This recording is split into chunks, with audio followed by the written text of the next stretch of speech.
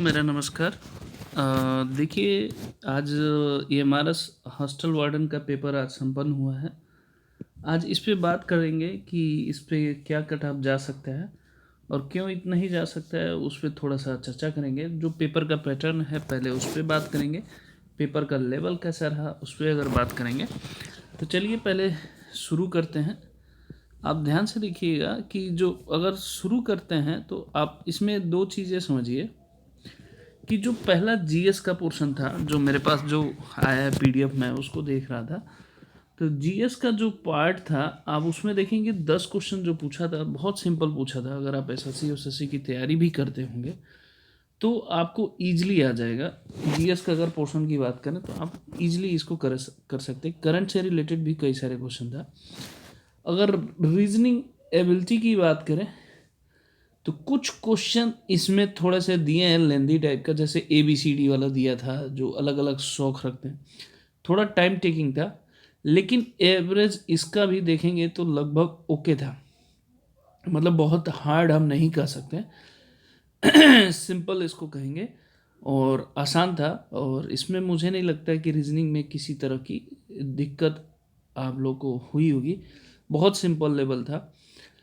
फिर भी इसमें कुछ क्वेश्चन थोड़े से थे, अगर रीजनिंग का मैं पूरी तरह से नहीं, कुछ क्वेश्चन जो लैंग्वेज में ए बी सी डी चैम्बृतकार, जो थोड़ा सा टाइम टेकन था, लेकिन वो भी इजी था।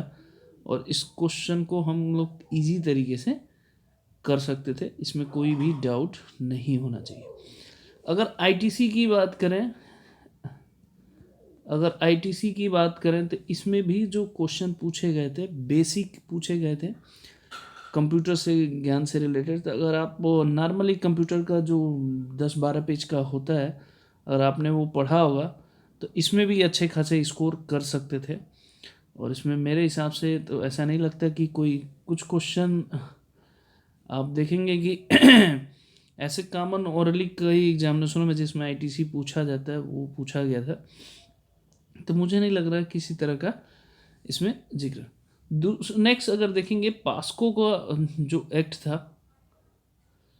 ये एक्ट से अधिनियम के तहत अगर आपने पास्को को अच्छे से अगर डिटेल पढ़ा है, नेक्स्ट पार्ट जो अगर फोर्थ पार्ट की बात करें, अगर आपने पढ़ा होगा फोर्थ पार्ट, तो मुझे नहीं लग रहा है कि पास्को एक्ट से भी रिलेटेड जो क्वेश्चन दिए गए हैं वो भी बहुत इजी हैं और कर सकते हैं। अगर पास्को आपने अच्छे से नोट्स बना के अगर किए होंगे इसके प्रति, तो आप मेरे हिसाब से इसको अच्छे तरीके से कर सकते होंगे। थोड़ा सा अगर देखेंगे एडमिनिस्ट्रेशन एप्टीट्यूड का, तो उसका थोड़ा सा अगर जो लोग तैयारी किए होंगे अगर बात करें तो थोड़ा सा क्वेश्चन घुमाने वाला है, कॉन्सेप्ट से है। थोड़ा सोच के अगर आपने आंसर दिया होगा तो ये भी पार्ट आपको अच्छे से हो गया होगा, इसमें कोई डाउट नहीं होना चाहिए मेरे हिसाब से। अब बात करते हैं, आप समझ रहे हैं कि लैंग्वेज की अगर बात करें, लैंग्वेज में आपका जनरल इंग्लिश भी बहुत सिंपल पूछा गया था। आर्टिकल जो सबका कॉमन था वही चीज़ है आपको इंग्लिश का, ये आप देखे होंगे 10 क्वेश्चन। फिर हिंदी का भी आप देखे होंगे, हिंदी भी काफ़ी आसान रहा। तो अगर मेरे हिसाब से अगर पूछें ओवरऑल, अगर इस पेपर की पैटर्न की अगर बात करें, तो मुझे नहीं लगता कि किसी तरह की इसमें संभावना होना चाहिए। ये आप देख सकते हैं जो पैटर्न था लैंग्वेज में, जो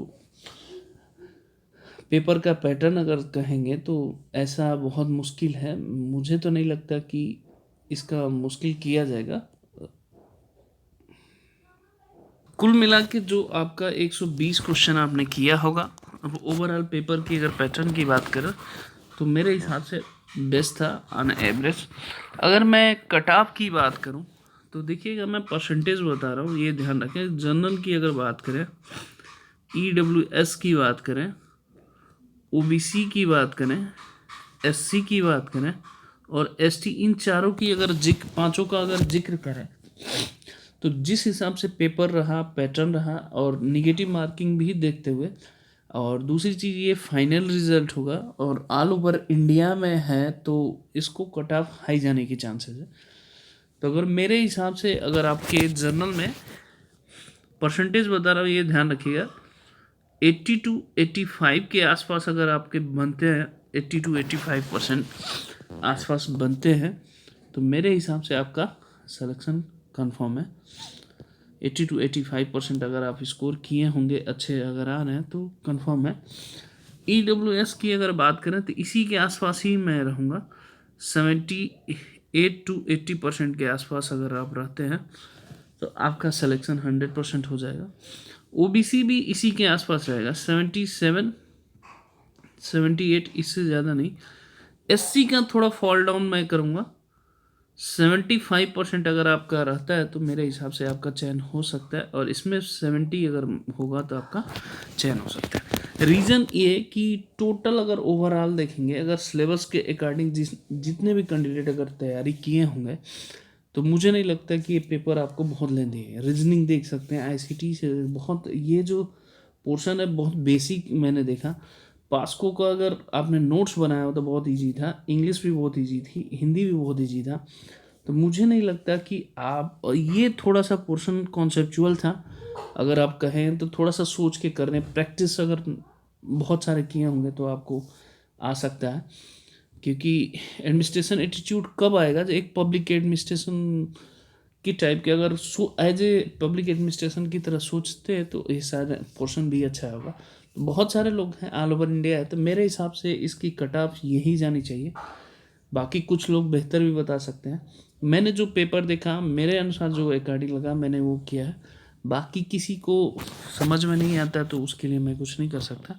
अपना अपना सबका ओपिनियन आता है, सबका ओपिनियन बदल भी सकता है। बट मेरे हिसाब से इस पेपर में उतना कोई दम नहीं था जिस हिसाब से कर कहे। बहुत इजी भी नहीं कहेंगे तो बहुत मुश्किल भी नहीं कहेंगे, बहुत एवरेज पेपर रहा है। और लेंदी में रीजनिंग में कुछ क्वेश्चन रहा, वो भी 7-8 क्वेश्चन अगर देखेंगे तो इस हिसाब से मैं इसी के हिसाब से परसेंटेज जाऊँगा, चूँकि ऑल ओवर इंडिया जाएगा। तो ओके, जय हिंद, जय माता दी।